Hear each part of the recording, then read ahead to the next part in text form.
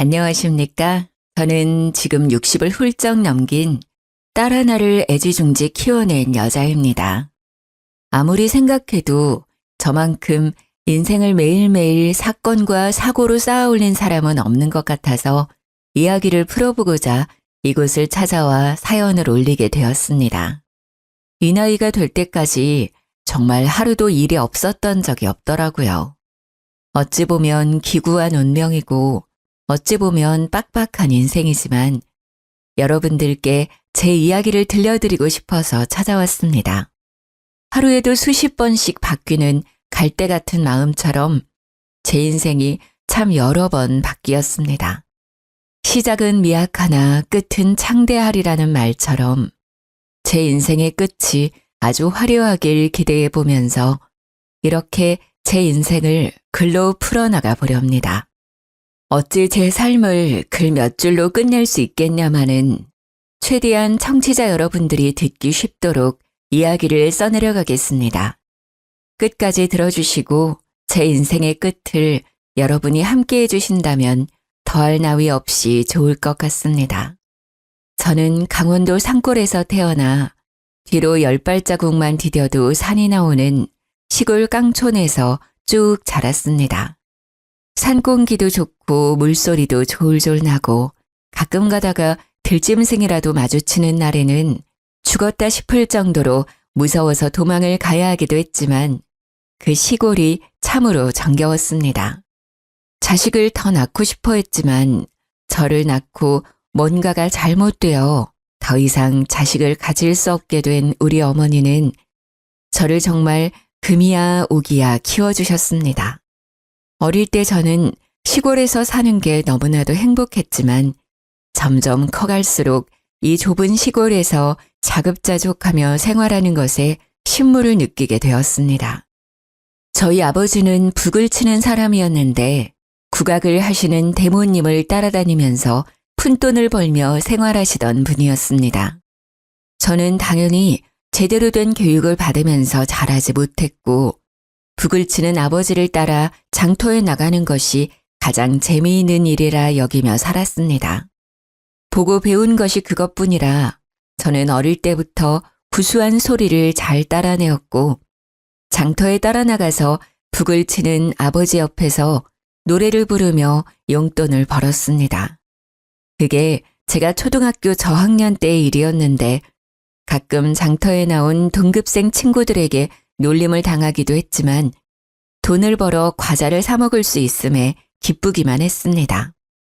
학교에서도 제가 장터에서 노래를 부른다는 것이 소문이 나서 가끔 선생님들께서 노래를 시키기도 하셨습니다. 어린 나이였지만 시골에 다 쓰러져가는 집에 사는 저는 학교 근처에 새 아파트에 사는 친구들이 부러워 돈을 모아 집을 사고 싶다는 열망을 가지게 되었습니다. 어느 날은 평소와 다름없이 장터에 나가 구수한 트로트를 부르며 1,000원, 2,000원, 꼬깃꼬깃 용돈을 모으고 있었는데 외부에서 오신 명창이 저를 발견한 것입니다. 제가 노래를 부르는데 한이 서려 있다면서 나이도 어린데 어찌 이리 노래를 잘 부르는 거냐고 저에게 노래를 업으로 삼을 생각은 없냐고 하셨습니다. 당시에 저는 돈 버는 재미에 맛이 들려 있었기 때문에 땀을 뻘뻘 흘리며 거절을 하는 아버지 옆에서 꼭 하고 싶다고 제 의견을 피력했습니다. 사탕을 잔뜩 사주겠다는 명창의 말에 이끌려 저는 노래를 제대로 배우기 시작했죠. 그 명창은 판소리를 하는 사람이었던 것이었습니다. 어줍지 않게 트로트만 따라 부르던 제가 판소리를 하려고 하니 여간 힘든 것이 아니었습니다. 정말 TV 드라마에서 보는 것처럼 날이 추워지는 가을날, 산 중턱에 있는 폭포수에 들어가 득음을 위해 물살을 맞으며 노래를 부르기도 했습니다. 명창이 말하는 득음이 어떤 것인지도 모르는 12살 된 아이가 소리를 내고 있으니 어디 제대로 된 결과물이 바로 나오겠습니까? 저는 그 득음의 길을 걷기 위해서 쉬지 않고 노래를 불렀고 사춘기가 오고 목소리 톤이 미묘하게 달라지는 시기에 소리를 하도 질러댄 탓에 목소리가 걸걸하게 바뀌었습니다. 우리 아버지는 여자의 목소리가 이리 쉬어빠져서 어쩌냐 하며 걱정을 하시면서도 명창의 소리가 나는 것 같다면서 좋아하시기도 했습니다. 목에서 피가 날 정도로 노력을 한 결과 저는 좋은 소리를 가지게 되었고 판소리계의 샛별이라는 별명까지 가지게 되었습니다. 그게 제 나이 13일 때의 일이니 아주 오래전 일이긴 하죠.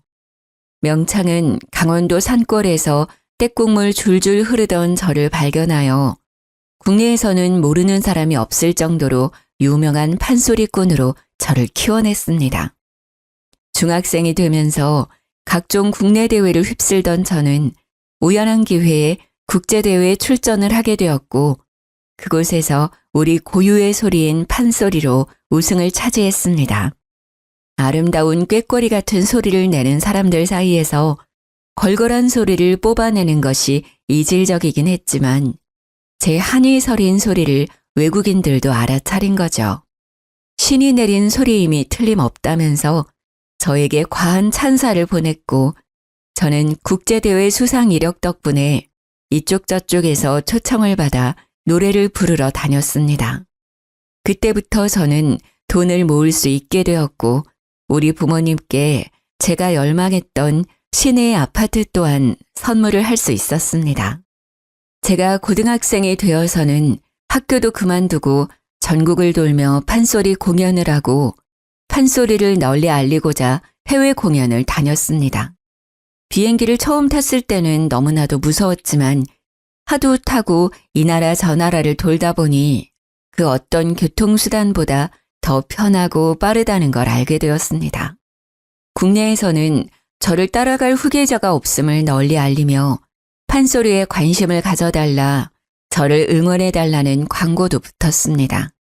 저는 대한민국을 대표하는 판소리꾼이 되었고 당연히 그에 따른 기고만장함도 조금 늘었습니다.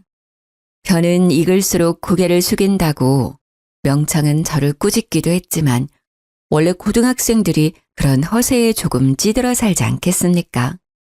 다른 또래들과 달리 제 밥벌이를 하면서 지냈는데 부모님께 아파트도 떡하니 선물해 드렸는데 그 정도 허세는 조금 들어도 괜찮지 않나 싶었습니다. 저는 그렇게 19살이 될 때까지 안 가본 나라가 없을 정도로 각지를 돌아다니며 공연을 했고 판소리를 널리 알렸습니다.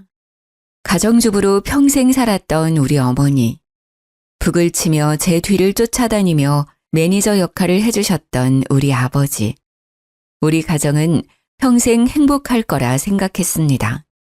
하지만 불행의 그림자는 제가 20살이 된 그날부터 드리워지기 시작했습니다.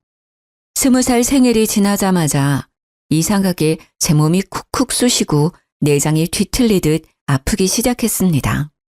부모님께서는 저의 건강에 이상이 생긴 것이 틀림없다며 너무 무리하여 공연을 하고 다녀서 그런 거라 생각하셨습니다. 일정을 모두 취소하고 며칠 쉬면 나을 거라고 장담을 하셨지만 며칠이 지나도 저의 이유 모를 통증은 사라지지 않았습니다. 결국 큰 병원에 입원을 하게 되었고 피가 마르는 검사를 전부 해보았지만 제 병명을 밝혀낼 수 없었습니다. 병원에서는 신체 자체에는 아무런 이상도 없다면서 보통은 스트레스 때문에 이런 병이 찾아올 수 있다고 진통제를 처방해 주었습니다. 집으로 돌아와서도 저는 계속 끙끙 앓기만 했고 20살 생일을 기점으로 살이 8kg이나 빠져버리는 이상 증세가 생기기 시작했습니다. 하루 종일 누워서 일어나지 못했고 이유 없이 열이 펄펄 끓기도 했으며 약이 말을 듣지 않는 지경에 이르렀습니다. 당연히 저는 모든 공연과 일정을 취소하고 집 밖을 나가지 못하게 되었습니다. 전업주부로 살던 저희 어머니께서는 24시간 제 곁을 지키면서 고열에 시달려 헛소리를 찍찍 내뱉는 저를 위해 기도하셨습니다. 하지만 나아질 기미가 전혀 보이지 않았고 결국에 저희 아버지께서는 저를 무당에게 데려가 굿이라도 해야 하는 것 아니냐고 하셨습니다. 저희 어머니는 절대로 무당에게 보낼 수 없다며 약을 꾸준히 쓰다 보면 나을 것이라고 극구 반대를 했습니다. 하지만 투병을 한 지 1년이 가까워짐에도 제 병명은 그 어떤 병원에서도 밝혀내지 못했고 저는 뼈만 남은 상태로 앙상하게 변해버렸습니다. 그때의 기억은 잘 나지 않습니다. 너무나도 아팠고 매일 환청이 들렸고 누군가 제 몸을 탐내고 있었던 것 같은 기분이었습니다. 저는 이대로는 못 살겠다, 제발 죽여달라고 어머니의 손을 붙들고 매일을 울었습니다. 하나뿐인 자식을 어찌 홀로 보내겠냐며 저희 어머니께서는 버텨야 한다고 제 손을 붙잡고 매일 기도를 하셨습니다. 그렇게 1년이 지나는 시간 동안 저는 산송장으로 변했고 결국 아버지의 손에 이끌려 무당을 찾아가게 되었습니다. 용하다는 그 무당은 산속 깊은 곳에 신당을 꾸려 지내고 있었는데 업히다시피 등장한 저를 보고는 혀를 끌끌 찼습니다. 딱 보아하니 이 계집의 목소리가 신통방통하구나. 그러니 목소리를 탐나는 신이들로부터서 떨어질 생각을 안 하지. 이 계집에 살리려면 신내림 구슬하는 수밖에 없어. 들러붙은 신이 앵간에서는 떨어지지 않는 분이시다. 넋을 그리고 천국을 떠돌아도 방법은 신내림굿 하나뿐이야. 당연히 판소리로 이름을 알리고 있던 제가 무당이 되어야 한다고 하니 저희 부모님께서는 죽어도 안 될 일이라고 극구 반대를 하셨습니다. 특히 어머니께서는 하나뿐인 딸을 어찌 무당으로 만들고 자기들이 발 뻗고 살 수 있겠냐고 절대 안 될 일이라고 살려만 달라고 울고불고 빌었습니다. 하지만 무당은 살릴 수 있는 방법은 신내림굿밖에 없다면서 어머니께 신내림을 받지 않겠다면 애를 데리고 나가라고 소리를 치셨다고 하셨습니다. 제 병명은 열병도 정신병도 아닌 신병이라는 것이었습니다. 저는 흐릿해지는 정신 속에서도 그 말만큼은 제대로 들었습니다. 신병은 고칠 수 없는 병이라고, 저 여자애가 아니라면 누구라도 저 신을 모셔야 하는 운명이라고, 호통을 치는 무당의 목소리를요. 부모님께서는 절대로 있을 수 없는 일이라며 저를 다시 데리고 강원도로 오셨고 저는 정말 숨이 꼴딱 넘어가는 지경까지 이르렀습니다. 병원에서도 병명을 알 수 없으니 기도에 의존해라, 마음의 준비를 해라 하는 말만 반복했고요. 결국 부모님께서는 저를 이렇게 잃을 수 없다는 마음에 다시 무당을 찾아가셨습니다. 많이 노하셨다. 자기 인생에 순응하지 않고 순리를 거스르겠다고 결심을 했으니 누구라도 신내림을 받아야 할 것이야. 결국 저희 어머니께서 저 대신 신내림을 받겠다고 결심을 하셨고 신내림 굿을 통해 믿기 힘들겠지만 어머니는 무당이 되었습니다. 신내림 굿이 꼬박 15일간 이어졌고 저는 시름시름 앓다가 점점 몸이 호전되는 것을 느끼게 되었습니다. 정말 그 누구도 겪지 못할 신기한 일이었습니다. 15일 동안 열이 끓었다가 가라앉았다가 내장이 뒤틀렸다가 잠잠해졌다가 하더니 15일 뒤 저는 제 두 다리로 방을 걸어 나왔습니다. 홀로 제 옆을 지키던 아버지께서는 제 다리로 걸어 나오는 저를 보고 눈물을 하염없이 흘리셨습니다. 저는 정신이 맑아지는 기분을 느끼며 아버지께 그동안 고생하셨다고 이야기를 하는데 아무리 찾아도 우리 어머니가 보이지 않더라고요. 그제야 저는 어머니께서 저 대신에 신내림 굿을 받았고 무당이 되어 암자에 들어가게 되었다는 소식을 접할 수 있었습니다. 저는 저를 위해 한 몸을 희생하신 어머니의 모성애에 끊임없이 눈물을 흘렸습니다. 어머니가 너무나도 보고 싶고 그리웠습니다. 저는 며칠 지나서 몸이 정말 완벽하게 일상에 적응을 하자마자 어머니를 찾기 위해 산속에 있는 암자를 찾아갔지만 어머니를 볼 수 없었습니다. 신의 노여움이 엄청나게 컸고 저를 다시 만나면 제 몸을 집어삼킬지도 모른다고 하여 저와 만나는 것을 거부하셨기 때문이었습니다. 그 뒤로 저는 아버지와 단둘이 생계를 이어가야 했고 어머니와는 거의 생이별을 한 채 지내야만 했습니다. 신이 저를 탐내고 있다는 것이 현재 진행 중인 일이었는지 찾아가도 암자 문을 닫고 저를 만나주지 않는 어머니 때문에 어쩔 수 없이 어머니를 잊고 살아야 했습니다. 1년에 한두 번 정도 암자 전체가 개방되어 너도 나도 신을 기리며 기도를 하러 오는 사람들 속에 파묻혀 멀리서 어머니를 보는 것 말고는 볼 수 없었습니다. 저는 다시 판소리를 시작하게 되었습니다. 멀리서나마 어머니께서 제 소식을 듣고 응원을 해주시길 바라는 마음에서 말입니다. 이전처럼 명성을 되찾는다면 제 기사를 통해서 제 얼굴 한번 더 볼 수 있을 거라 생각을 하고 다시 한번 도약하기 위해 애썼습니다. 저는 명창이라는 수식어를 가지게 되었고 은퇴를 하신 선생님들의 뜻을 받들어 국내의 판소리를 전파하는 일에도 아낌없이 나서게 되었습니다. 그러던 어느 날 우연치 않게 공연을 하러 간 무대 뒤에서 한 남자를 만나게 되었습니다. 그 남자는 저와 달리 서양음악, 성악을 전공한 남자였는데 저에게 한이 서린 그 목소리가 너무나도 아름답다며 다가왔습니다. 아름다운 목소리는 성악 쪽이 아니냐고, 제 목소리는 걸걸한 거지요 하며 대꾸를 하는데 제 목소리에는 남들에게 없는 뭔가가 있다며 푹 빠져들었다고 하더라고요. 제가 했던 공연들은 빠짐없이 다 보았다면서 저에게 사인 한 장을 해주라고 혹시 연락해도 되냐고 전화번호를 알려달라고 했습니다. 판소리를 하면서 남자의 관심을 받았던 적이 별로 없었던 터라 저는 쑥스러운 마음을 숨기며 전화번호를 알려주었습니다. 그렇게 서서히 서로에 대해 관심을 두고 연락을 하기 시작했고 제가 지방에 있든 어디에 있든 보고 싶다며 달려와주는 그 남자에게 빠져들었습니다.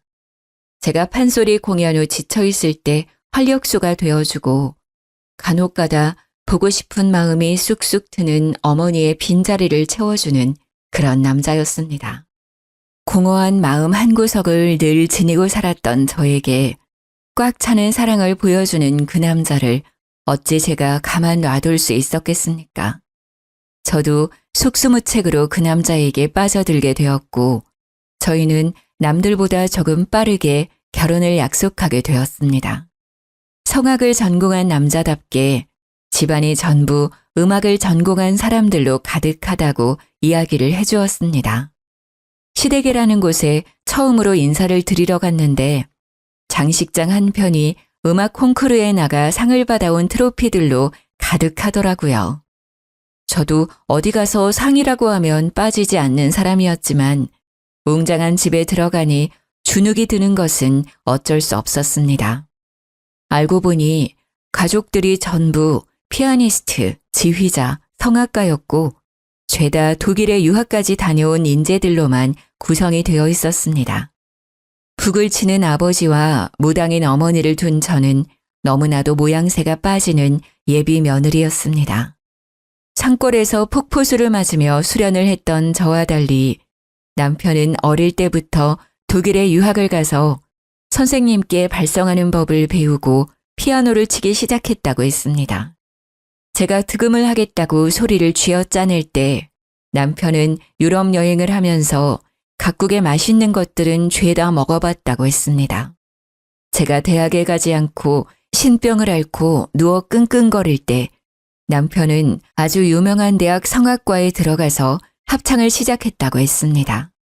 처음부터 끝까지 맞는 구석이 하나도 없는 우리 둘이 과연 잘 살 수 있을까 하는 의문이 들기도 했지만 아가페와 같은 사랑을 보여준 그 남자를 놓치고 싶지 않았습니다. 제가 부족하면 그만큼 더 노력하면 되는 것이라고 안일하게 생각하기도 했습니다. 결국 시댁에 인사를 드리러 갔는데 저에게 제일 처음 한 말이 바로 우리 집안은 서양 음악을 하는 집안이기에 판소리꾼을 드릴 수 없다 였습니다. 저와 남편은 다른 이유도 아니고 그런 이유로 우리의 사랑을 갈라놓을 수 없다고 시댁에 반항을 하기 시작했습니다. 원래 로미오와 줄리엣도 양가에서 서로 앙숙처럼 반대를 해대니 둘의 사랑이 더욱 불타올랐던 것 아니겠습니까? 저와 남편도 아주 비슷했습니다. 시댁에서 반대를 시작하니 저희의 사랑이 더욱 고결한 것으로 느껴졌기에 반발심이 생기고 말았습니다. 시댁에서는 남편 보고 다시 독일에 가버리라고, 세상에 여자는 많고 음악을 하는 여자도 많다면서 남편을 구슬렸습니다. 하지만 서로의 눈에 보이는 것이 서로밖에 없었던 저희 둘을 갈라놓기엔 너무나도 허접한 소리였던 거죠. 저와 남편은 결국 마지막 선을 넘어버리고 말았습니다. 저는 시댁의 반대를 돌파하는 와중에 임신을 하게 됐어요. 남편은 오히려 시댁에 당당하게 임신을 했으니 결혼을 하겠다고 했고, 시댁에서는 목덜미를 잡고 쓰러지는 신용을 하셨습니다. 결혼을 더 이상 미룰 수 없다고 끝끝내 반대를 하시는 시댁 어르신들께 상견례 날짜를 통보하듯 전했습니다. 당연히 저도 아버지와 어머니께 상견례 날짜를 알려드렸지만 저희 어머니는 아무런 언질도 없이 나타나지 않으셨고 저는 참 서운했습니다. 상견례 자리에 아버지만 나타나자 시댁에서는 답답해하시며 저에게 물어보셨습니다. 사돈어른이 이혼했다는 소리는 들은 기억이 없는데 왜 안사돈은 오지 않으시는 거지? 저는 어차피 밝혀지게 될 일이라 생각해서 정면 돌파를 결심했고 시댁 식구들에게 솔직하게 이야기를 했습니다. 저희 어머니께서는 신을 모시고 계시기 때문에 오늘 일정에 참석하실 수 없으십니다. 신을 모시고 계신다고? 설마 무당이니? 정말 무당이야? 이런 말도 안 되는 집을 봤나? 우리 집안은 크리스천이야. 기독교라고. 근데 무당? 무당 딸을 며느리로? 죽어도 안 된다. 시모는 개거품을 물었고 시부는 얼굴이 새빨갛게 달아올라서는 저에게 삿대질을 하며 죽어도 결혼을 반대할 것이라고 외치셨습니다. 가운데서 땀을 뻘뻘 흘리던 우리 아버지는 조심스러운 말투로 종교는 자유 아니냐, 우리 딸도 성당 다닌다고 항변을 했습니다. 성당을 다닌다는 말에 기가 막히셨는지 시모가 헛웃음을 짓더라고요. 집안이 아주 개판이네, 개판이야. 애는 낳지 않는 게 좋겠어요. 기독교든 불교든 상관없이 살생은 금지를 하고 있지 않겠습니까? 어떻게 뱃속에 있는 핏줄을 지우라고 할 수 있는 건지 속이 많이 상했습니다. 제가 아무 말도 없이 고개를 푹 숙이고 눈물을 삼키고 있으니 우리 남편이 벌떡 일어나서는 시댁 식구들을 향해 소리를 쳤습니다. 이 여자와 뱃속에 있는 아이는 제 가족이나 다름없습니다. 부모님께서 그렇게 나오신다면 차라리 의절을 하고 제 가족을 지키겠어요. 당당하게 소리치는 남편에게 저는 무한한 신뢰를 가지게 되었고 남편 또한 저와 아버지께 일어나시라며 이런 사람들과 상종하지 말자고 했습니다. 시댁 식구들은 모두 불쾌한 얼굴을 하고 어디 한번 나가서 잘 먹고 잘 살아보라고 으름장을 놨지만 남편은 꿈쩍도 하지 않았습니다. 저에게 이런 나쁜 소리를 듣게 해서 미안하다며 앞으로는 우리끼리 잘 먹고 잘 살아보자고 우리만 행복하면 된 것이라며 이야기를 하더라고요. 저는 그런 남편과 혼인신고를 하게 되었고 저희 아버지의 집에서 셋이 함께 생활을 하게 되었습니다. 각종 지방으로 공연을 하러 다니던 저는 임신을 해서도 그다지 달라지지 않은 생활을 이어나갔습니다. 임신을 해서 그런지 배에 힘을 주기가 조금 어려웠지만 소리꾼이 평생 소리만 했는데 공연 하나 이어나가지 못할 정도는 아니었습니다. 자리를 굳건하게 지키기 위해 노력을 했고 성악을 전공한 남편도 오페라와 독주회를 하며 돈을 벌어오기 시작했습니다. 하지만 그것도 잠시 대대손손 음악가 집안이던 시댁에서 남편을 공연에 쓰지 못하도록 뒷공작을 펼친 것입니다. 가족을 버리고 간 놈이 잘 먹고 잘 살 수 있나 보자고 일을 갈더니 결국 더럽게 손을 써서 남편은 모든 일이 끊기게 되었습니다. 어떻게 자기 자식에게 그런 짓을 할 수 있는지, 저 대신에 무당이 된 우리 어머니와는 너무나도 다른 행보라 끔찍하게 놀라웠습니다. 우리 남편의 일은 하나 둘 끊기더니 합창일을 하던 것까지 쫓겨나게 되었고 남편의 앞길은 완벽하게 막히게 되었습니다.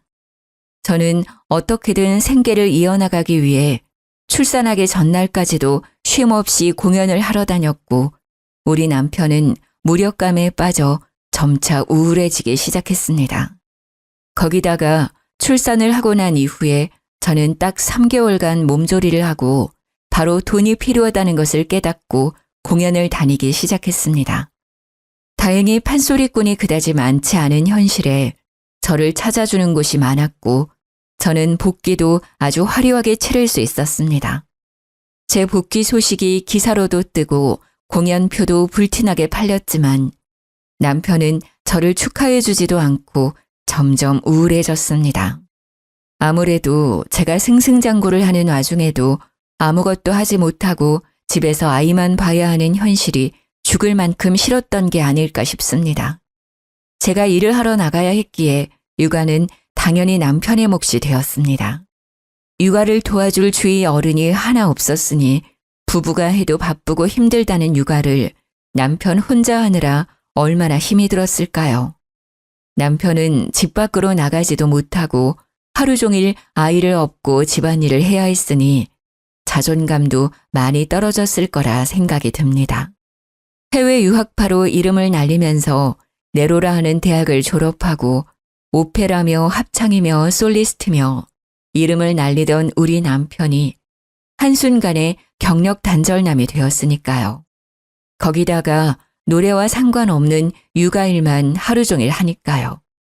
매일 우는 애만 달래고 애 분유주고 기저귀 갈고 씻기고 우울증이 찾아올 수밖에 없게 된 것이죠. 출산을 해보신 분들이라면 다들 아실 거예요. 너무나도 연약한 우리 아이가 아플까봐 다칠까봐 하루 종일 애만 살피고 있는 자신에게 빠지는 무기력감, 우울감. 남편은 결국 공연을 끝내고 돌아온 저에게 이렇게는 못 살겠다, 숨도 못 쉬겠다, 힘들다 하면서 울고불고 난리를 쳤습니다. 남편의 우는 모습에 놀란 저와 아버지는 남편을 데리고 병원을 찾게 되었고 병원에서는 육아 우울증이 온 것 같다고 했습니다. 하지만 제가 가장인데 일을 쉴 수도 없는 입장이고 저와 아버지는 계속해서 공연을 하기 위해 집을 비우게 되었습니다.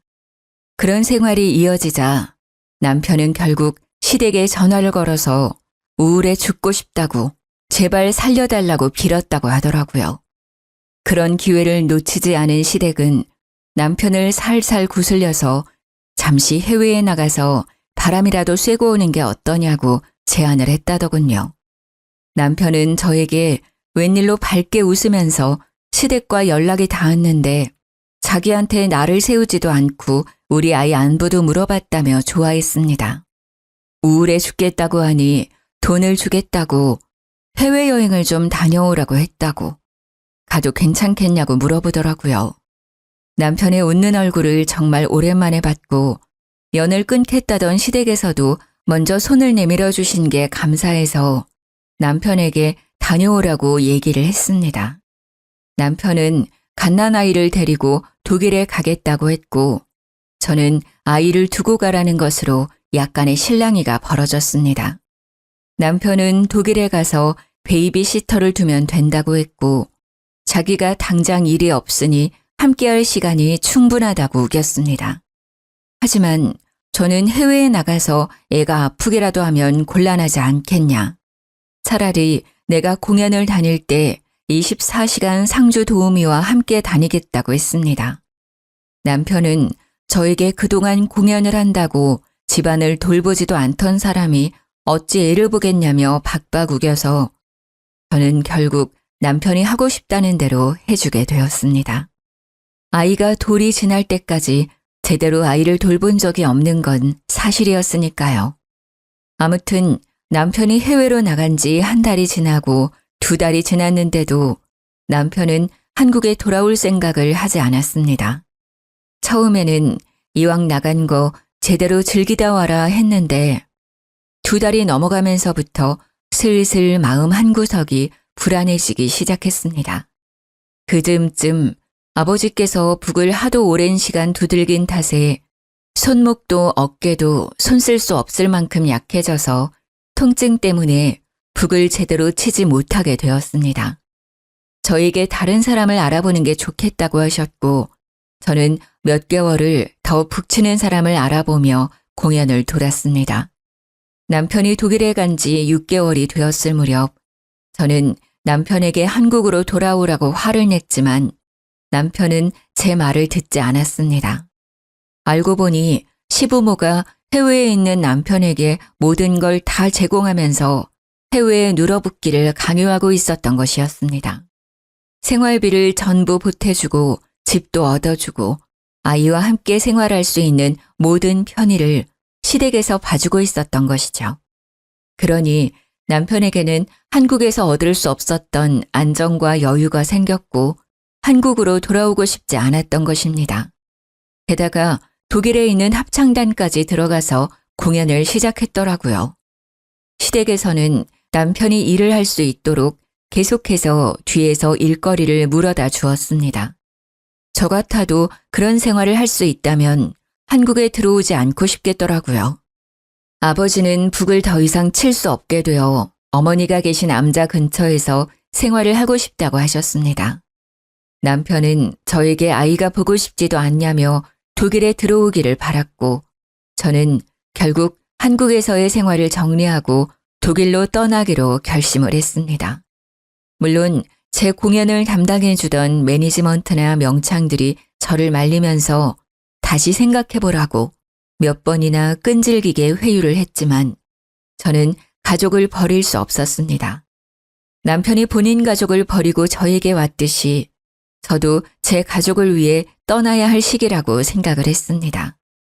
게다가 제가 해외에서 판소리 공연을 다녔던 적도 있으니 무대를 해외로 옮기면 된다는 안일한 생각을 하고 떠나게 되었습니다. 제가 독일에 가니 살도 오르고 부쩍 밝아진 남편이 저를 맞이해 주더라고요. 다른 것보다 남편의 좋아진 얼굴을 보니까 독일에 오길 잘했다는 생각이 들어서 가정에 충실해야겠다는 생각을 하게 되었습니다. 저는 한국에 있는 매니지먼트의 도움을 받아서 해외에서도 판소리 공연을 할 수 있는 자리를 알아보기 시작했습니다. 하지만 생각보다 해외에서 초청 공연의 기회 말고는 제 판소리 공연을 할 만큼의 기회가 주어지지 않았고 저는 점점 일이 끊기게 되었습니다. 판소리에 대한 해외의 관심이 아주 잠깐이었고 후배들이 치고 올라왔기에 제가 뛰어다닐 만한 무대가 주어지지 않았습니다. 엎친 데 덮친 격으로 제가 독일에 들어갔다는 이야기가 시댁의 귀에 들어가게 되면서 시댁에서는 다시 한번 남편의 목줄을 죄기 시작했습니다. 남편이 하던 일을 모조리 끊어버린 것입니다. 남편은 실력이 나빴던 것은 아니지만 쟁쟁한 사람들 사이에서는 눈에 띄는 실력을 가진 것이 아니었습니다. 그러다 보니 시댁의 도움이 사라지자 점차 일이 끊어지게 되었고 제가 판소리로 돈을 벌 수 있는 상황이 아니다 보니 생활고에 시달리게 되었습니다. 시댁에서는 이참에 집세를 내주던 것도 생활비를 지원해 주던 것도 모조리 다 제약을 걸어버렸고 저는 무기력해진 남편의 모습을 다시 한번 봐야 했습니다. 어떻게든 우리 가족이 먹고 살 만큼의 돈이 필요했기에 저는 독일에서 아이들을 돌보는 시터 일을 시작하게 되었습니다. 남편과 달리 독일어를 전혀 할 줄 몰랐던 저는 독일에 있는 한인 아이들의 등하교와 방과 후 시간을 기다리며 아이들의 간식을 챙겨주는 시터 일을 했습니다. 그러다 보니 월급이 생각보다 많지 않았고 정작 우리 아이는 제대로 된 음식을 먹지 못하는 지경까지 이르렀습니다. 저는 남편에게 다시 한국으로 가자. 내가 판소리를 해서 돈을 벌어오는 게 더 좋을 것 같다고 구슬렸습니다. 하지만 남편은 모든 게 제 탓이라고 생각하기 시작했고 결국에 저에게 이혼을 이야기했습니다. 당신만 아니었다면 나는 좀 더 좋은 조건으로 일을 할 수 있었을 거야. 평생 사랑하는 노래를 부르면서 행복하게 지냈을 거라고. 독일에 와서도 우리 집 사람들의 도움이 있긴 했지만 행복하게 지냈는데 당신이 온 이후에 모든 것이 물거품처럼 사라졌어. 저를 원망하는 남편의 말에 저는 더 이상 우리 관계를 회복할 수 없을 거라고 생각했습니다. 평생을 사랑만 할 것 같았던 우리 둘은 결국 이혼을 하기로 결심했습니다. 시댁에서도 이혼만 하면 다시 예전처럼 생활할 수 있도록 해주겠다고 남편을 쉼없이 구슬렸더라고요. 결국 저는 이혼 도장을 찍고 아이를 데리고 한국으로 돌아와서 다시 판소리를 시작했고 다행히 자리를 제대로 잡아서 10살까지 아이를 홀로 키웠습니다. 아버지께서 아이를 돌봐주시는 동안 저는 쉼없이 전국을 돌면서 돈을 벌었습니다. 아이가 초등학교에 입학을 하고 음악가의 피가 흐르긴 하는 건지 피아노를 배우고 싶다고 해서 저는 아이에게 피아노 선생님을 붙여주었습니다.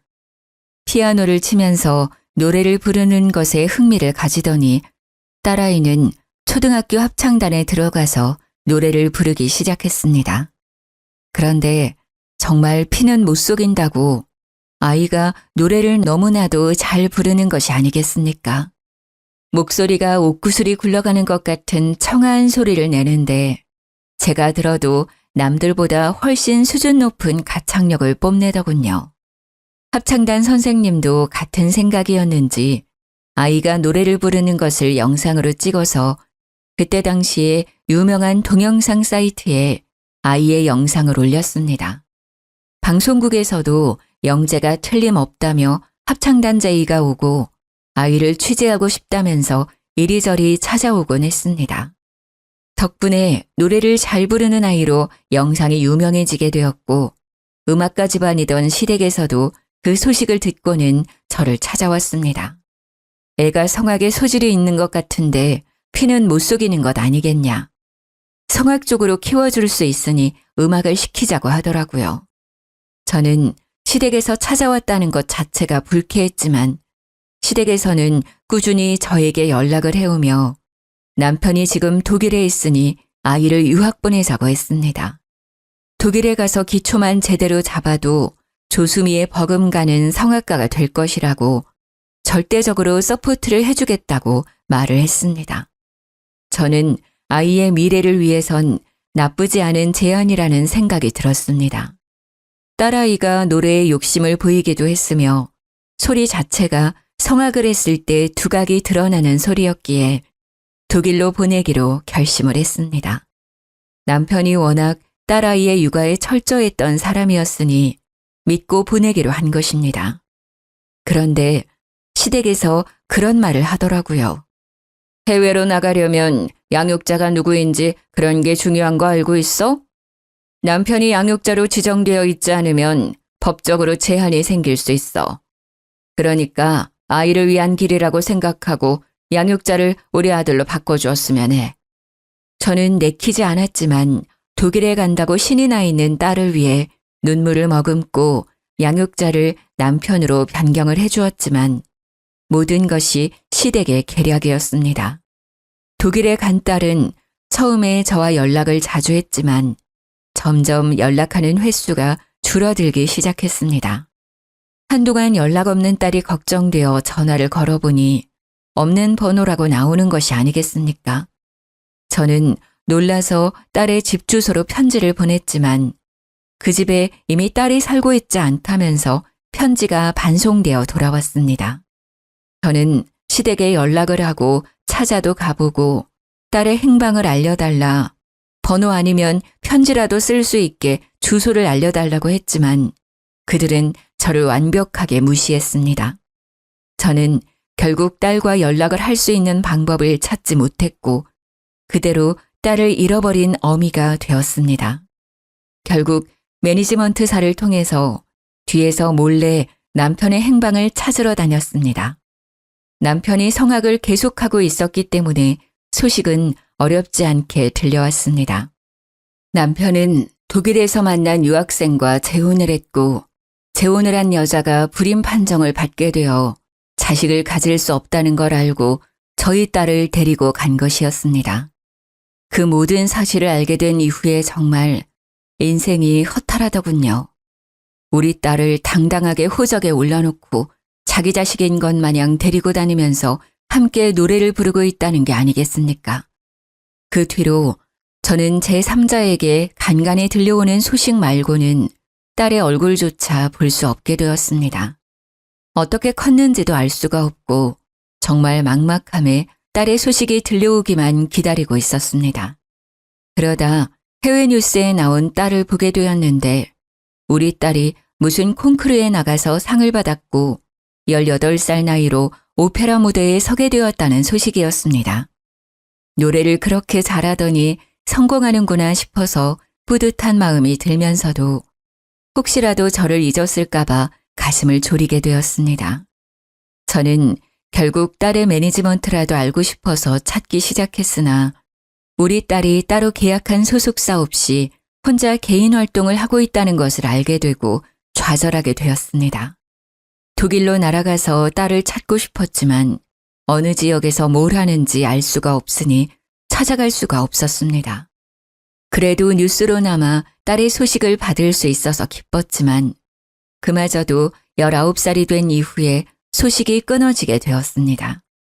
그 어떤 공연도 콩쿠르도 나오지 않고 소식이 끊어져 버린 딸을 찾고 싶어서 난리를 쳤지만 결국 찾을 수가 없었죠. 저는 포기한 채로 5년이라는 시간을 더 보내게 되었습니다. 그러던 어느 날 우리 어머니의 신딸께서 연락이 왔고 30년 만에 어머니께서 먼저 보자고 저에게 연락을 하셨습니다.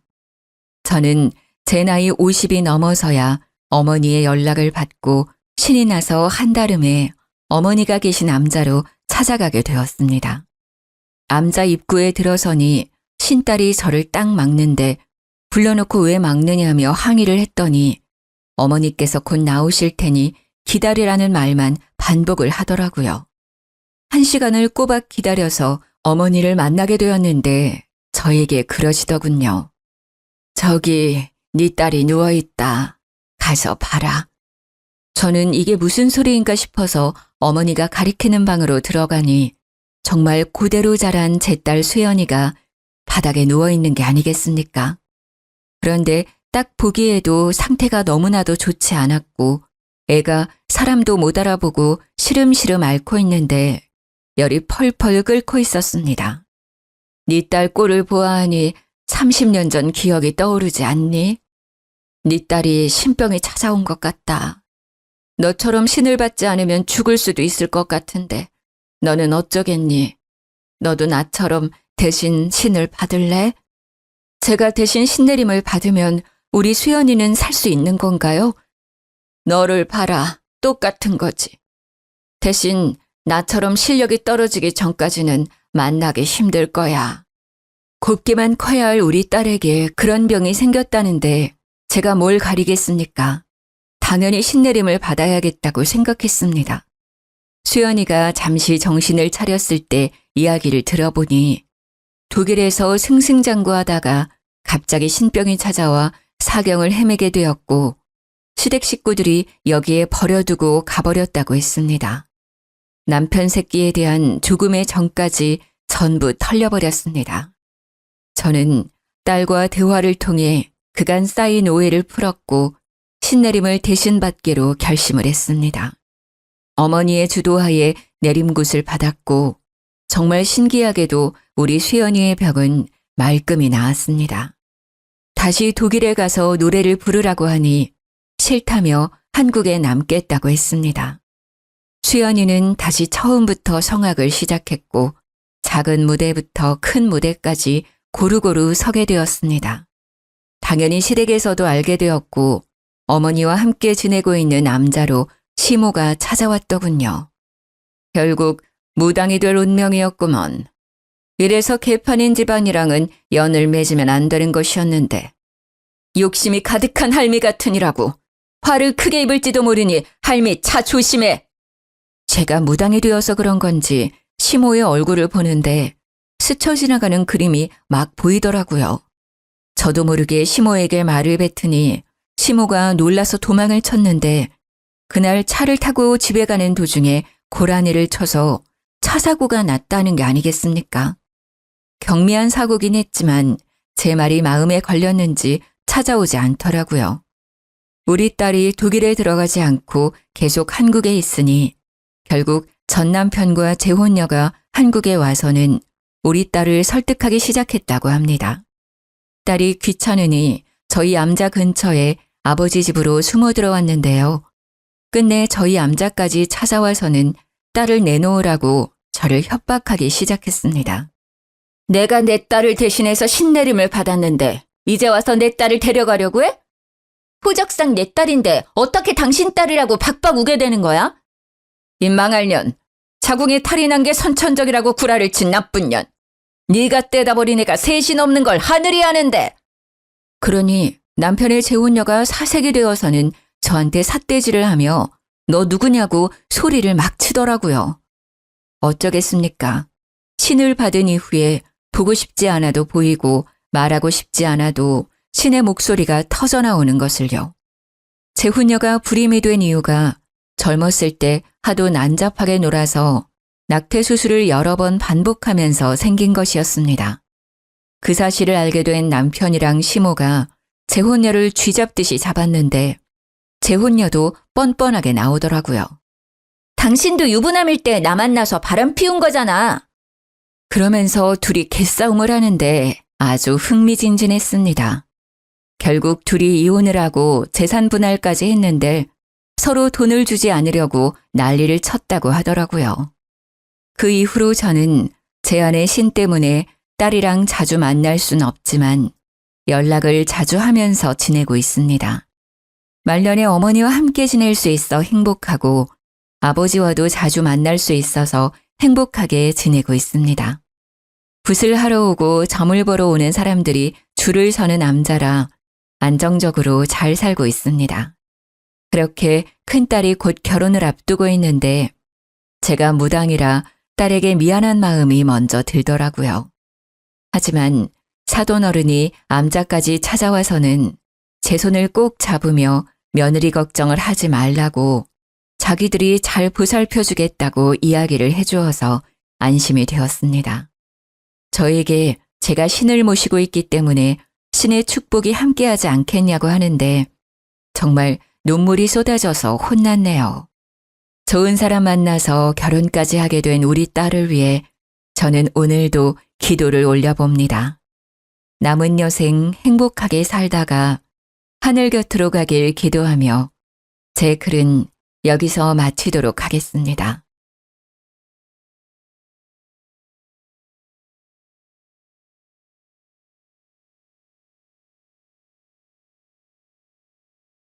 안녕하세요. 저는 새로운 인생에 도전하고 있는 40 초반의 여자랍니다. 바쁜 와중에도 잠들기 전에 저만의 시간을 가질 때면 항상 이곳에 사연을 듣고 있어요. 참 재밌어서 매일 챙겨 듣게 되니 어느새 가까운 친구 같은 느낌이 든달까요? 저도 다른 사람들에게 말하지 않았던 사연이 있는데 이곳에서 함께 나누고 싶어 이렇게 보내게 되었답니다. 친구의 이야기라고 생각하고 재밌게 들어주세요. 소개팅으로 만난 남편은 그냥 딱 보통 남자였어요. 외모도 무난하고 집안 사정도 무난하고 직장도 그냥 보통이고요. 요즘 괜찮은 남자 찾기가 쉽지 않다 보니 중간만 가면 된다는 생각을 하고 있었는데 남편도 같은 생각인지 적극적으로 먼저 대시하더라고요.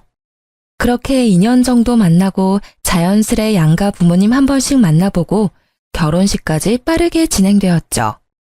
아무리 봐도 우리 아들이 더 아까운 것 같은데 우리 아들은 키도 훤칠하고 인물도 훤한데 얘는 키가 난쟁이 똥자루만 하네.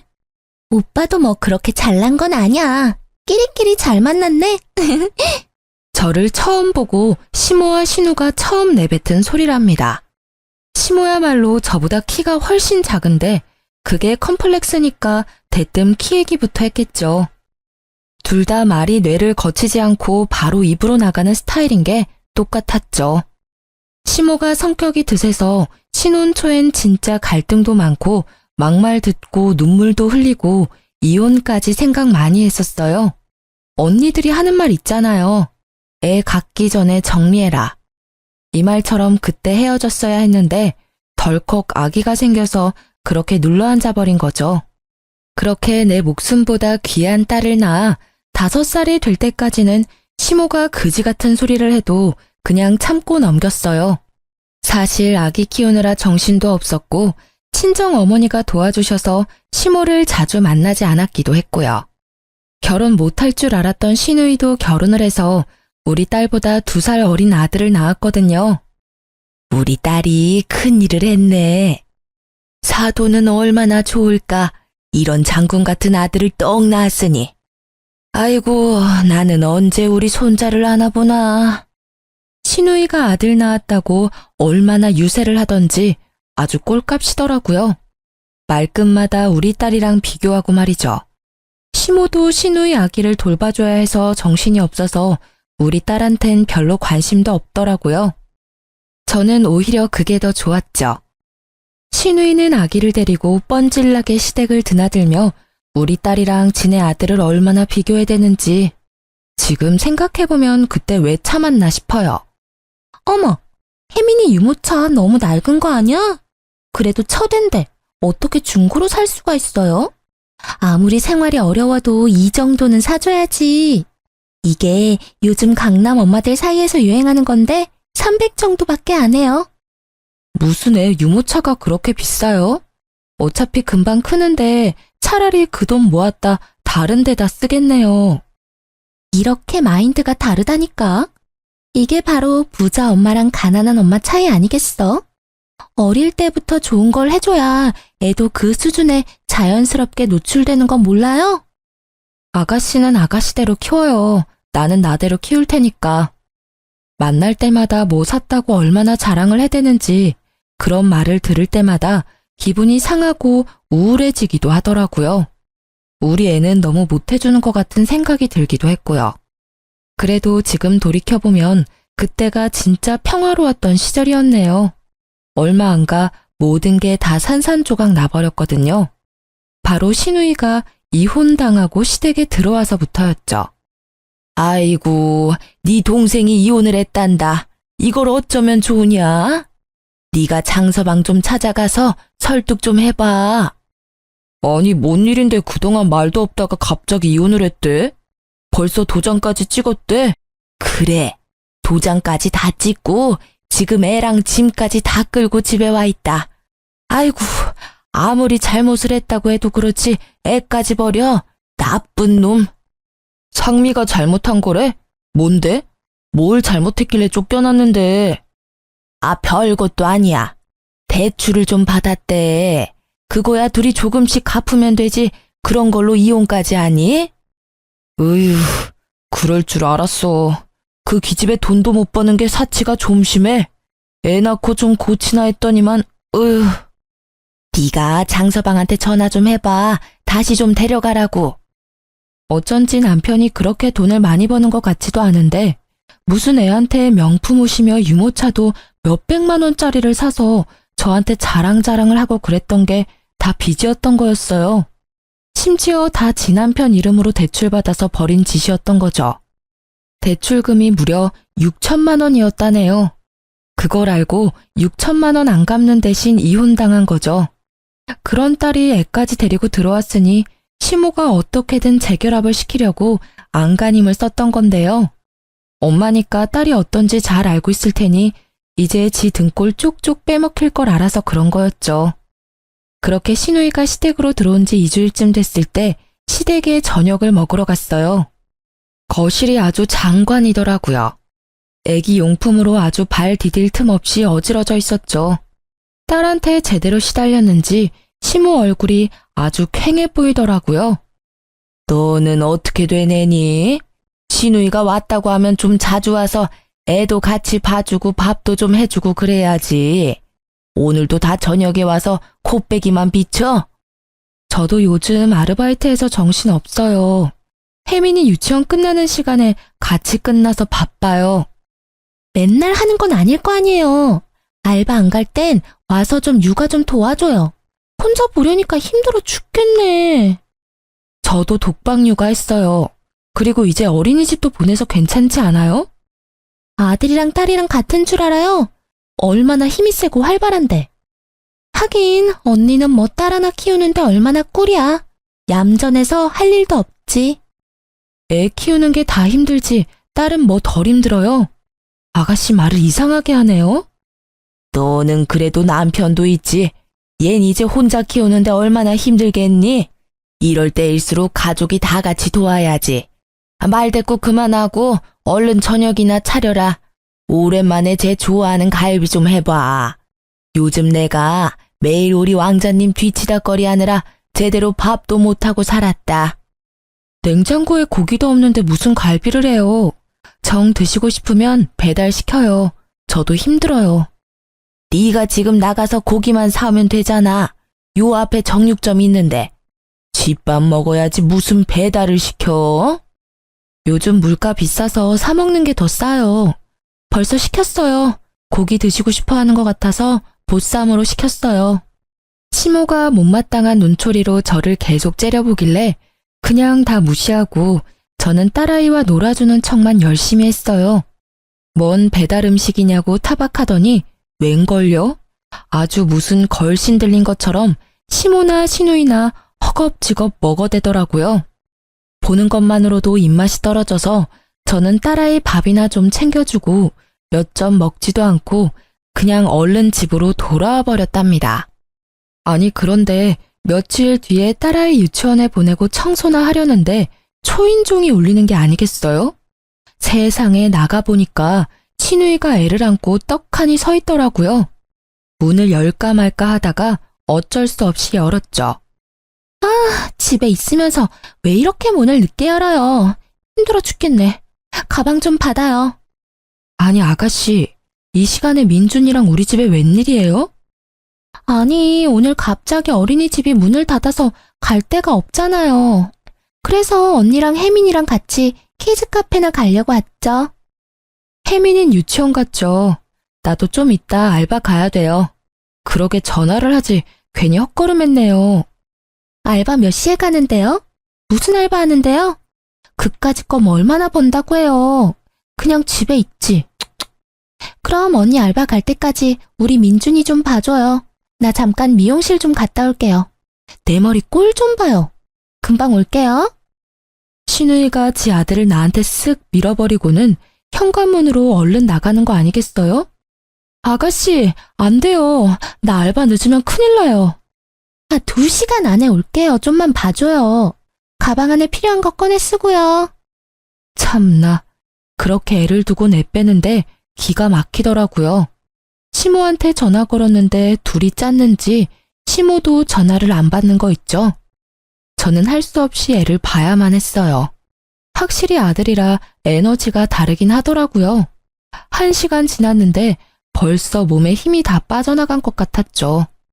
망할 놈의 신우는 제가 나가야 되는 시간까지 결국 오지 않았어요. 원장님, 정말 죄송해요. 제가 피치 못할 사정이 생겨서 오늘 못 나갈 것 같아요. 김 선생님, 그게 무슨 말이에요? 직전에 이렇게 하는 건 정말 아니죠? 정말 죄송합니다. 다신 이런 일 없도록 할게요. 지금은 나갈 수가 없어서요. 이래서 내가 애 엄마를 안 쓰려고 한 건데 시간 칼같이 지킨다고 하지 않았어요? 또 이런 일 있으면 그땐 해고해요. 저는 딸아이 유치원 근처 수학학원에서 보조 강사 겸 시험 채점하는 알바를 하고 있었거든요. 하루에 4시간만 할 수 있고 유치원 끝나는 시간에 딱 맞춰 끝나서 정말 힘들게 얻은 아르바이트였는데 신우이 때문에 미운 털 제대로 박혔죠. 저는 부글부글 끓어오르는 속을 간신히 억누르며 신우이 아들 수발을 계속 들어야만 했어요. 결국 저녁 5시가 돼서 3살짜리를 번쩍 안아들고 딸아이까지 데려와야 했답니다. 애들 밥은 먹여야 하니 부랴부랴 저녁까지 하기 시작했죠. 땀을 뻘뻘 흘리며 신우이 아들 밥을 먹이고 있는데 남편이 들어오더라고요. 민준이 왔어? 네 엄마는 어디 갔냐? 내가 묻고 싶은 말이다. 도대체 당신 동생 어디로 톡겼어? 전화를 수십 통해도 받지도 않고 애만 데리고 뛰쳐나가 버렸다고. 급한 일이 있나 보지. 아, 배고파. 밥 줘. 당신 참 말 쉽게 한다. 나 오늘 당신 여동생 때문에 알바도 못 갔어. 한 번만 오늘처럼 빠지면 나오지 말래. 내가 어떻게 들어간 알바인데. 아, 그거 얼마나 번다고 그래. 아, 때려쳐. 당신 일한다고 요즘 혜민이한테 너무 소홀해. 반찬도 영 부실하고. 당신이 돈을 많이 벌어와봐. 내가 그렇게 전전긍긍하면서 알바를 하나. 나도 일 안 하고 브런치 먹고 백화점 다니고 싶어. 누구는 못해서 그런 거 안 하고 사는 줄 알아? 아이고, 당신같이 촌스런 여자는 백화점 데려다 놔도 뭘 사야 될지도 몰라서 지하 푸드코트나 가서 순대나 먹고 올걸? 그런 것도 해본 여자들이 하는 거지. 말 다 했어, 진짜? 당신이나 당신 여동생이나 나 화병 나게 해서 드러눕게 하기로 작정했어? 도대체 어딜 갔길래 애를 놔두고 밤 9시가 다 되도록 안 와? 호랑이도 제 말하면 온다더니 그때 초인종이 울리더라고요. 어머 언니, 미안해요. 글쎄 내가 미용실 가서 머리를 하는데 친구를 딱 마주친 거 있죠? 너무 반가워서 수다 떨다 보니까 시간이 이렇게 됐네. 아가씨, 거짓말도 정도껏 해야죠. 전화는 왜 안 받아요? 2시간 안에 온다더니 지금이 도대체 몇 시예요? 나 아가씨 때문에 오늘 알바도 못 갔어요. 하루 종일 아가씨 애 보느라고. 아니, 하나뿐인 조카 좀 봐준 게 그렇게 억울해요? 그깟 일 해봤자 뭐 얼마나 번다고 유세는? 아, 미안해요. 됐죠? 아, 배고프다. 나도 밥 좀 줘요. 내가 무슨 이 집구석 식모예요? 먹고 싶으면 아가씨 집 가서 먹어요. 혜민이 이제 자야 되니까 얼른 민준이 데리고 집에 가줘요, 제발. 저는 신우이를 한번 째려보고는 딸아이 방으로 들어가 버렸어요. 거실에서 신우이가 울고불고 뭐라고 하는 소리가 들리더라고요. 듣기 싫어서 딸아이 옆에서 그냥 누워서 자버렸죠. 남편이 차를 태워다 주는지 같이 나가는 소리가 들리더라고요. 그 다음날 아침부터 시모가 불이 나도록 전화가 오더군요. 아니, 전날엔 그렇게 전화를 해도 받지도 않더니 말이죠. 아니, 너는 전화를 왜 이렇게 늦게 받니? 너 도대체 어제 네 신우이한테 뭐라고 한 거야? 애가 야밤에 와서 울고불고 서운하다고 난리가 났었다. 아가씨가 한 짓은 쏙 빼놓고 말 안 하죠. 어제 우리 집에 민준이 데려다 놓고는 밤 9시에 들어왔어요. 제가 무슨 보모도 아니고 제 일도 못하고 하루 종일 민준이 수발 들었네요. 너는 어쩜 그렇게 모지러? 하루 애 봐준 게 그렇게 억울하니? 이혼당한 네 시누이가 안쓰럽지도 않아? 걔가 겉으로 멀쩡해도 속은 아주 썩어 문드러졌다. 언니가 돼서 보듬어 줄 줄 알아야지. 아가씨가 평소에 저한테 살가운 소리 한 번이라도 했으면 저도 이렇게까진 안 하죠. 가는 정이 있어야 오는 정이 있는 거 아니겠어요? 그동안 아가씨가 얼마나 저랑 혜민이 옷 입은 거 보고 구질구질하다고 흉보고 제 앞에서 명품 유모차 자랑하고 능력 없다고 무시하고. 암튼 아가씨한테 다시는 우리 집 오지 말라고 전해주세요. 문 안 열어줄 거라고. 저는 시모한테 쏴붙이고 확 끊어버렸어요. 어찌나 속이 시원했는지 몰라요. 시모가 남편한테 전화해서 또 뭔 소리를 했는지 남편도 집에 오자마자 속을 뒤집더군요. 나이 들더니 점점 정신이 오락가락해? 엄마한테 뭔 말을 했길래 엄마가 울고불고 난리셔. 그거 비유 한번 못 맞춰드리냐? 아무리 그래도 가족이고 내 동생인데 그 불쌍한 애 하루 돌봤다고 이러는 거야? 그렇게 불쌍하고 안타까우면 당신이 휴가 쓰고 돌보면 되겠네. 당신도 아가씨한테 확실히 말해. 다신 우리 집에 오지 말라고. 다들 별꼴이야 진짜. 제가 강하게 나가니까 남편도 그 후로 별말은 못하더라고요. 그렇게 몇 개월이 지나고 친정에 경사가 생겼어요.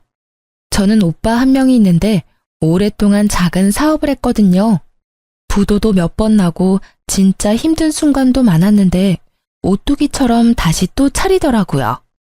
저래도 될까 걱정도 됐는데 다행히 한 3년 전부터 사업이 꽤 잘 되는 건 알고 있었는데요. 이번에 진짜 큰 수출권을 따내서 크게 성공을 하게 된 거예요. 오빠가 아주 근사한 식당에 친정 부모님과 우리 가족을 초대해서 회포를 풀었죠. 오빠 정말 대단하다. 오빠가 이렇게 잘 될 줄 몰랐어. 정말 축하해. 형님 정말 대단하십니다. 역시 사업은 한 방이네요. 부럽습니다. 다 니네 형수가 지금까지 참아주고 도와줘서 잘 된 거야. 너도 오빠 힘들 때 돈 빌려주고 정말 고마웠다. 내가 그 은혜 앞으로 두고두고 갚을게. 큰 돈도 아니었는데 뭐. 오빠가 이렇게 잘 되니까 내가 진짜 기분이 좋다. 자네 아직 여름 휴가 안 썼지? 우리 휴가철에 날짜 정해서 같이 유럽 가면 어때? 부모님이랑 우리 가족이랑 자네 가족이랑 다 같이 유럽 일주 해보자고. 항공권부터 모든 경비는 내가 다 낼게. 2주일 정도로 날짜만 정해와. 정말이세요? 형님 덕분에 신혼여행으로도 못 가본 유럽을 다 가보네요. 남편이 어린애처럼 좋아하더라고요. 저도 처음 가는 해외여행에 기분이 진짜 들떴어요. 형편이 별로여서 신혼여행도 제주도로 갔었거든요. 남편이랑 같이 휴가 일정 정하느라 며칠은 아주 화기애애하고 웃음꽃이 폈었네요. 남편 놈이 시댁에 뾰로로 다 말해버리기 전까지는 말이죠. 시모가 전화가 와서 받아보니 이상하게 계속 휴가 얘기를 하더라고요. 아유, 이번 여름엔 어디를 가나? 너희는 어디 갈 계획이 있니? 저희가 언제부터 여름 휴가를 다녔다고요? 요 근래 몇 년 동안은 집에만 있었는데. 아니, 그러니까 남들은 다 동남아다 유럽이다 여행만 잘 가더만. 에휴, 난 언제 그런 데 가보나? 너희는 유럽에 간다며? 아, 들으셨어요? 친정오빠가 같이 데려가 준다고 해서 가는 거예요. 저희 형편엔 턱도 없죠. 이럴 때 따라가는 거죠, 뭐. 저 지금 나가야 돼서 끊을게요. 일부러 전화를 끊어도 이틀 간격으로 자꾸 전화를 해서 여행 얘기를 꺼내는 거 있죠? 아니, 도대체 그래서 어쩌란 말인지, 지들을 데려가란 말인지 어이가 없더라고요. 제가 원하는 말을 안 하고 있으니까 답답했는지 시모가 주말에 밥 먹으러 오라고 남편을 들들 볶더라고요. 결국 주말에 시댁에 갔죠. 들어가자마자 시모가 한숨을 푹푹 쉬고 시누이도 제 눈치를 슬슬 보더라고요. 언니, 진짜 유럽 여행 가요? 진짜 부럽다. 난 호주랑 동남아만 가보고 유럽은 한 번도 못 가봤는데. 진짜 부럽다. 그러게, 사부인은 아주 팔자 피셨네. 아들이 갑자기 돈을 벌어서 해외로 여행도 보내주고. 비행기 표는 벌써 끊었다니? 저야 모르죠. 오빠가 알아서 하니까요. 얹혀가는 처지에 뭐 이것저것 물어볼 수 있나요? 정해주는 대로 가는 거죠. 아직 표 안 샀으면 나랑 우리 엄마도 가면 안 돼요? 민준이는 우리 아빠가 좀 보라고 하면 되니까. 어때, 언니? 언니 오빠한테 한번 말해보면 안 돼요? 네? 아가씨, 말이 되는 소리를 해요. 어떻게 아버님이 2주 동안 민준이를 봐요? 그리고 사돈을 데려가면 우리 새언니 부모님을 데려가야지. 왜 아가씨랑 어머님을 데려가요? 그건 좀 아니죠. 치, 빡빡하게 구네 진짜. 돈도 많이 벌었다면서 한번 물어만 보면 되잖아요. 한턱 쏘는 김에 인심 좋게 쓰는 거지. 물어나 보라고요. 계속 그 얘기할 거면 나 갈게요. 더 불편해질 것 같네요. 당신은 밥 먹고 천천히 와. 난 혜민이랑 먼저 갈게. 저는 딸아이만 데리고 시댁을 나와버렸죠. 나가는데 시누이가 욕을 하는지 고래고래 소리를 지르더라고요. 수준 떨어지게 진짜. 그러거나 말거나 무시하는 게 상책인 걸 잘 아니까요. 유럽에 가는 날짜도 정해지고 친정오빠가 항공권도 보내줬답니다. 게다가 짐 싸라고 비싼 새 캐리어까지 보내줬더라니까요. 흐뭇한 마음으로 짐을 조금씩 싸두기 시작했죠. 유럽 일주를 할 생각을 하니 가슴이 두근두근 되더라고요. 퇴근하고 온 남편이 찬물을 싹 끼얹기 직전까지는 말이죠. 엄마가 아까 전화 왔는데 이번 여름 휴가에 제주도에 간다네. 우리도 다 같이 가자고 하시네. 평생 여름 휴가는 가본 적도 없으신 분이 갑자기? 날짜가 언젠데? 그게 이미 표도 다 사놨대. 환불도 못하는 표라서 꼭 가야 된대. 7월 15일에 출발이래. 뭐? 15일? 우리 유럽 여행 가는 날이잖아. 도대체 뭔 소리야? 그러니까 말이야. 근데 온 가족 처음 가는 여름 휴가인데 우리가 빠지면 안 된다고 펑펑 우시면서 말씀을 하시잖아. 그래서 내가 간다고 했어. 뭐? 간다고? 그럼 유럽은? 뭐 아쉽긴 한데 그건 사실 우리 가족 여행은 아니잖아. 형님이 장인 장모님이랑 가시는 건데 우리가 꼽사리 낀 거고. 나도 뭐 사실 좀 부담스럽기도 했고. 유럽은 내가 우리 혜민이 중학생 되기 전에 꼭 데려갈게. 나만 믿어. 이번엔 우리 가족이랑 제주도 가서 놀고 오자. 이게 무슨 봉창 두드리는 소리야. 당신이 어느 세월에 돈을 모아서 우리를 유럽에 보내주게? 가까운 강원도 한번 못 가면서. 난 무조건 우리 엄마 아빠랑 유럽 갈 거니까 가기 싫으면 당신은 가지 마. 야, 결혼하면 출가 외인인 거 몰라? 네 진짜 가족은 나랑 우리 부모님이지. 너 안 가면 우리 엄마 진짜 쓰러진대. 무조건 가, 무조건. 그 후로 일주일 동안 남편과 매일같이 싸웠어요. 남편이 계속 유럽 여행 가지 말라고 화내고 시비 걸고 하는데 진짜 미치겠더라고요. 심지어 어느 날은 시모랑 시누이까지 집에 찾아왔죠. 너는 시험이 말이 말 같지도 않아? 내가 비행기 표까지 다 끊어줬는데 넌 몸만 가면 되는데 뭐가 문제야? 저는 안 간다고요. 아들 데리고 가시라고요. 왜 똑같은 말을 계속하게 해요? 이거 시어미한테 말하는 뽐새 좀 봐. 얼굴에 욕심만 그득그득해서 가족 다 버리고 기어이 유럽인가 뭐시긴가 따라간다 이거야? 아니 무슨 며느리가 이래. 당장 유럽행 비행기표 취소해요. 그건 취소되는 표 아니에요? 유럽 가려면 우리 오빠랑 이혼하고 가던가. 아가씨 말에 정신이 확 드네요. 알았어요. 진작 그럴 것이지. 도박 맞긴 싫은가 보지?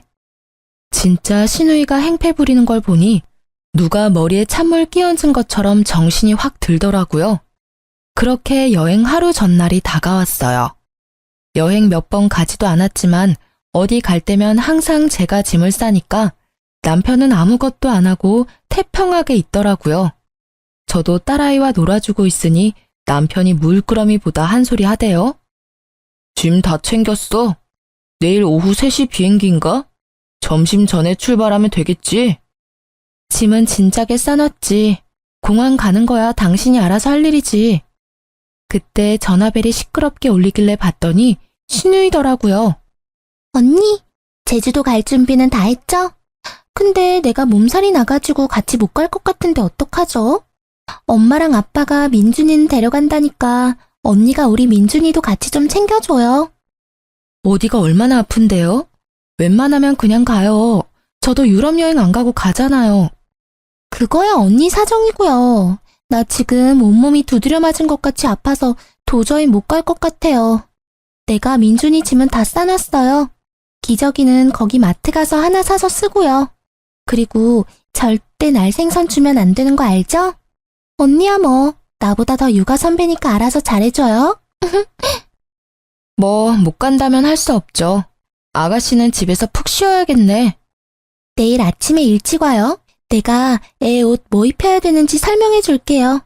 간식도 어떤 거 먹어야 되는지 말해줘야 되고. 어차피 오후 비행기니까 알아서 갈게요. 걱정 말아요. 그래요. 역시 언니밖에 없다니까. 우리 민준이 잘 부탁해요. 드디어 제가 손꼽아 기다리던 여행 당일날이 됐죠. 저는 아침 일찍 딸을 데리고 오빠가 사준 캐리어 딱 가지고 택시를 탔어요. 목적지는 당연히 김포가 아니라 인천공항이었죠. 이른 시간에도 공항은 떠나는 사람들로 북적북적하더라고요. 저는 화사하게 차려입은 부모님과 오빠 가족을 만났죠. 아유, 우리 혜민이 예쁘게 하고 왔네. 근데 진짜 이 서방은 같이 안 간대? 회사에 급한 일정이 잡혀서 도저히 못 간다는데 어쩌겠어. 걱정 마. 우리끼리 신나게 놀고 오면 되지 뭐. 오빠 덕분에 유럽도 가고 고마워. 자자, 이제 슬슬 들어갑시다. 면세점 가서 쇼핑도 팍팍 해. 오빠가 다 쏠 테니까. 친정 오빠가 예약한 항공권은 심지어 비즈니스 클래스였어요. 난생 처음 타보는 비즈니스석에 호들갑 떨고 있는데 핸드폰이 불나게 울리더라고요. 역시나 남편이 계속 전화를 해대고 있었죠. 지금쯤 식탁에 놓인 이혼 서류와 갈기갈기 찢어진 프랑스행 항공권을 보면서 부르르 떨고 난리가 났겠다 싶었네요. 저는 핸드폰을 딱 꺼버리고 편안하게 좌석에 기대서 출발만을 기다렸어요. 그렇게 비행기는 프랑스로 출발했고 저는 가족들과 함께 꿈만 같은 2주간의 여행을 즐기고 돌아왔답니다. 여행을 마치고 집으로 딱 돌아가니 저를 본 남편이 소리를 막 지르기 시작하더라고요. 야, 너 미쳤어? 지금 무슨 짓을 저지른 건지 알기나 해? 감히 우리 가족을 속여? 속이긴 뭘 속여. 내가 한마디라도 제주도 간다고 말한 적 있냐? 니네끼리 다 넘겨짚어놓고는 네 동생이 유럽 갈 거면 너랑 이혼하라고 그래서 알았다고 했지 제주도 간다고 했냐? 뭐라고? 이게 진짜 정신 못 차렸네. 우리는 너 때문에 집안 뒤집어져서 제주도도 못 갔어. 표값도 다 날리고. 그러게 누가 환불도 안 되는 싸구려 표 사래? 나 엿먹이려고 네 동생이 꾸민 일인 거 내가 모를 줄 알아? 지는 제주도 안 가고 지 아들도 나한테 맡기고 쏙 빠져서 혼자 놀 궁리했나 본데 어디서 굴러가지도 않은 돌대가리를 굴려? 뭐라고? 너 신우이한테 그따위로 말할래? 지금 엄마랑 다 집으로 오고 있으니까 무릎 꿇고 잘못했다고 싹싹 빌어. 알았어? 내가 무슨 잘못을 했다고 빌어. 네가 우리 집에 잘못했다고 빌어야지. 그때 거칠게 현관문이 열리고 시모와 시누이가 씩씩거리며 들어오더라고요. 저를 노려보는 그 둘의 꼴을 보니 딸아이는 친정에 잘 맡기고 왔다는 생각이 들더군요. 감히 시애미를 속이고 혼자 유럽 여행을 가? 너 당장 이혼해. 난 너같이 무서운 년은 며느리로 둘 수가 없으니까 당장 갈라서. 듣던 중에 반가운 소리네요. 안 그래도 이혼 서류 놓고 갔는데 어딨어? 당신 도장 찍어서 줘. 내가 갖다 낼 테니까. 뭐? 이게 진짜 간땡이가 부었네. 형님이 돈 좀 만졌다고 너도 부자라도 된 거 같냐? 야, 돈 벌자마자 유럽 가고 명품 사고 돈 펑펑 써대는 거 보니까 안 봐도 비디오야. 6개월 안에 또 망한다에 내 손모가지 건다. 참나. 그러고 보니 진짜 이 팔찌 명품이잖아. 면세점에서 샀어요? 새언니한테 이런 게 어울리기나 해요. 진짜 구리다 구려. 잘만 어울리는데요. 그리고 남이사 뭘 하던 말던 신경 꺼. 어차피 너는 이런 거 사서 하지도 못하는 주제에. 어머머, 지금 나한테 반말하는 거야? 진짜 어이없네. 이제 어차피 이혼하는 마당에 내가 3살 어린 너한테 존댓말을 써야겠니? 너야말로 참 개념 없다. 아, 비켜. 내 짐 싸서 나갈 거니까. 이게 진짜 보자 하니까 너 일이 뭐다? 갑자기 시모가 저한테 달려들어서 머리채를 잡으려고 하는 거 있죠? 진짜 하는 짓이 기가 막히더라고요. 저는 얼른 시모를 있는 힘껏 밀어버렸어요. 시모가 고꾸라지자 자식 둘이 아주 기겁하며 잡아주고 난리를 치더라고요. 감히 시어머니를 쳐? 너 나가. 당장 나가. 너 같은 거랑 못 살아. 자, 이거 갖고 꺼져. 네가 나 없이 어디 잘 사나 보자. 넌 한 달에 100만 원도 못 벌어서 빌빌댈걸? 나중에 울고불고 다시 매달리지나 마. 남편은 제 얼굴에 이혼 서류를 팍 던지더라고요. 저는 이혼 서류에 남편 이름과 도장이 찍힌 걸 확인하고는 픽 웃었죠. 그리고 남편의 뺨을 있는 힘껏 갈겨버렸답니다. 너나 나중에 딴소리 하지 마. 너 같은 놈을 남편이라고 믿고 산 내 지난 날이 아깝다. 저는 집을 박차고 나와버렸어요. 그리고 다음날 바로 이혼 서류를 접수했죠. 아이가 있다 보니 이혼을 진행하는 것도 쉽지가 않더라고요. 재산 분할보다 친권과 양육권 가져오는 게 너무 힘들었어요. 제 목숨과도 같은 딸인데 그 인간한테 빼앗길 수는 없었으니까요. 저는 오빠에게 모든 것을 털어놓고 도움을 요청했답니다. 내가 말은 안 하고 있었지만 유럽 여행할 때 대충 짐작은 가더라. 그놈 처음부터 뱀 눈깔처럼 쫙 찢어진 게 마음에 안 들었어. 네가 나 사업 망했을 때 1,000만 원 몰래 빌려줬다고 너로 얼마나 잡았냐? 오빠 알고 있었어? 엄마한테 말하지 말라고 했는데. 어머니가 나 사업도 한다니까 말리시면서 말씀하시더라. 그놈이 지가 번 돈 친정에 줘버렸다고 지랄지랄했다고. 내가 그 소리 듣고 성공하려고 더 이를 악물었어. 그래도 네 남편이고 혜민이 아빠니까 좋게 좋게 같이 잘 지내려고 했는데 안 되겠다. 오빠가 소송이든 뭐든 다 도와줄 테니까 걱정하지 마. 오빠 정말 고마워. 아빠 엄마한테도 뭐라고 말할지 고민이었는데. 내가 다 알아서 할 테니까 너는 마음 좀 추스리고 혜민이 잘 챙겨. 그리고 오빠 회사에 들어와서 일해라. 네 자리 마련해 뒀다.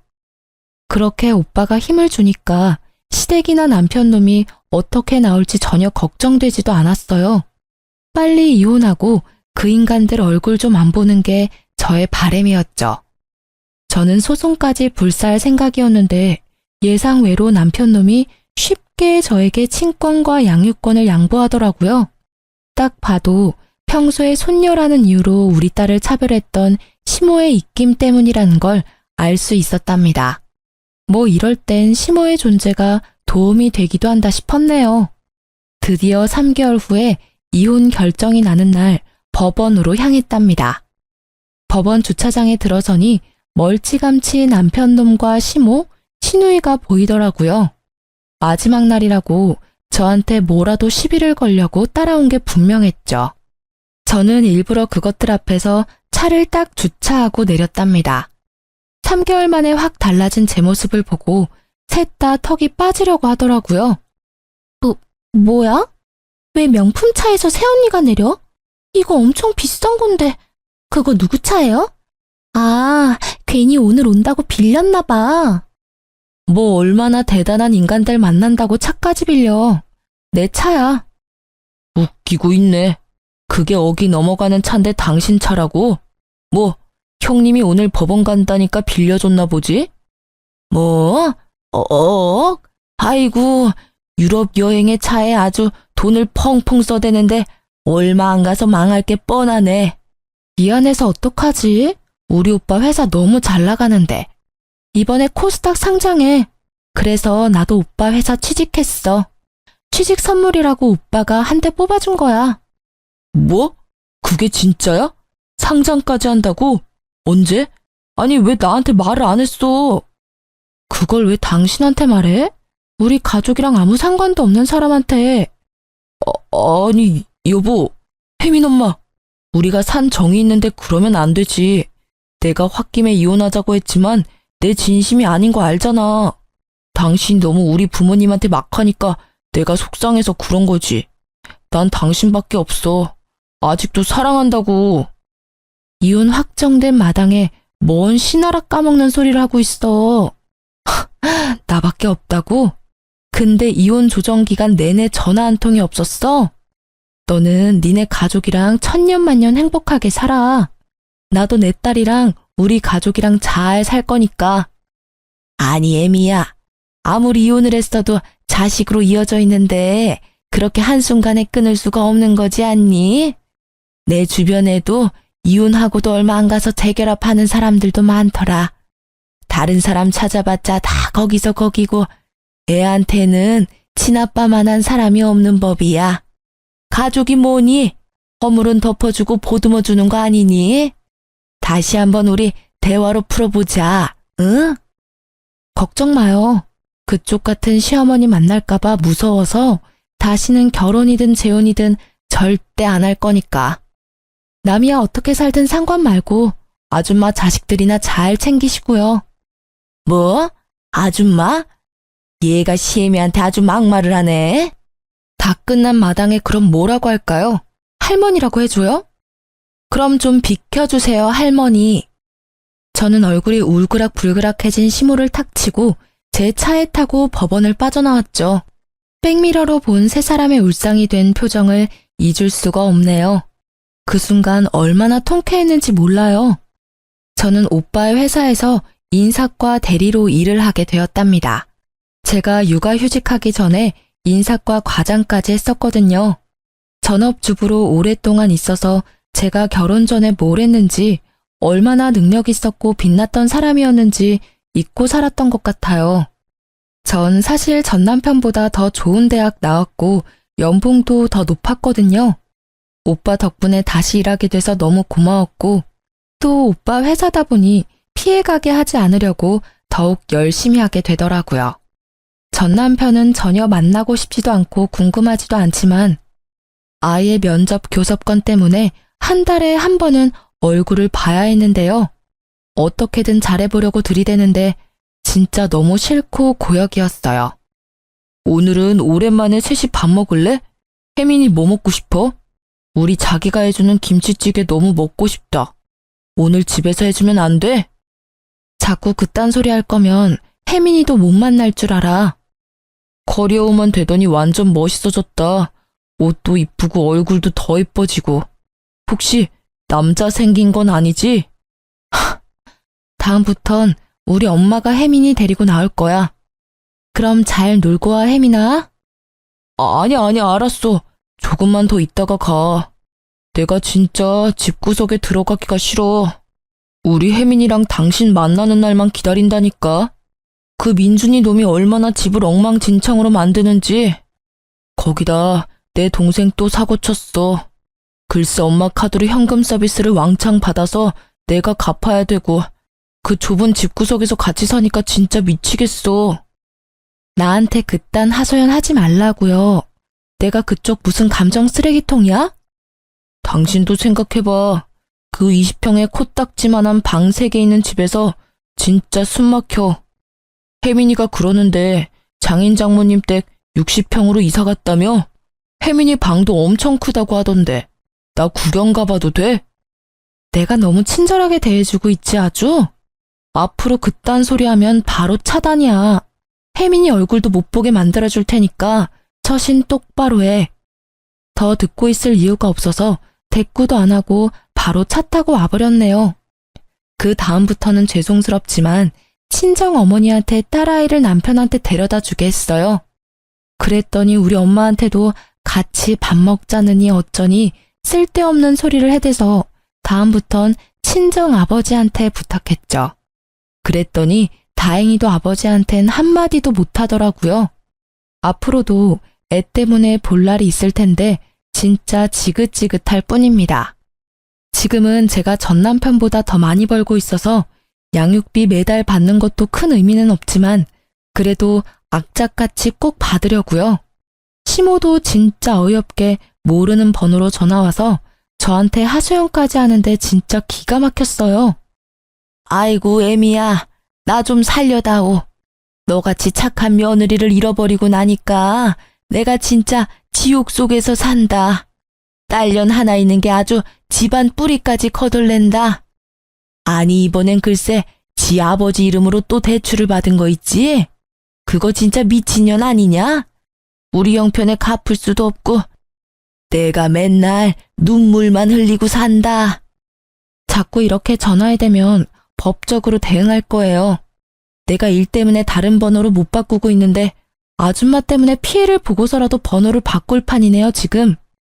애미야, 내가 정말 잘할 테니까 딱 한 번만 우리 애 좀 받아주면 안 되겠니? 너 요즘 돈도 잘 벌고 아주 세련돼졌다고 그러더라. 우리 아들이 너 보고 싶어서 밤마다 술 먹고 오는데 안쓰러워 죽겠다. 끝까지 지 자식 걱정밖에 안 하네요. 더 이상 말 같지도 않은 말 들을 이유 없고요. 끊습니다. 애미야, 그럼 2천만 원만 좀 빌려주면 안 되니? 그 후로 핸드폰 번호를 바꿔버렸네요. 그놈의 시모 목소리 안 들으니까 삶에서 스트레스가 사라졌어요. 진짜 이혼 후까지도 이렇게 징글징글하게 구는 시댁 인간들 때문에 제가 너무 스트레스를 받아야 하니까 친정오빠가 진심으로 변호사 구해서 소송하려고 준비했었거든요. 전 남편만 빼면 저는 아주 만족스러운 생활을 하고 있는 중이랍니다. 회사 일도 재밌고 친정엄마가 육아를 도와주셔서 남편이랑 살 때보다 더 여유가 생겼답니다. 내 스스로 돈을 버니 내 돈으로 운동도 하고 사고 싶은 것도 사니까 그것만으로도 참 삶이 윤택해지네요. 제 사연을 들어주신 여러분도 힘든 일 툭툭 털어버리시고 행복하게 생활하시길 바래요. 들어주신 모든 분들 감사하고 건강하세요.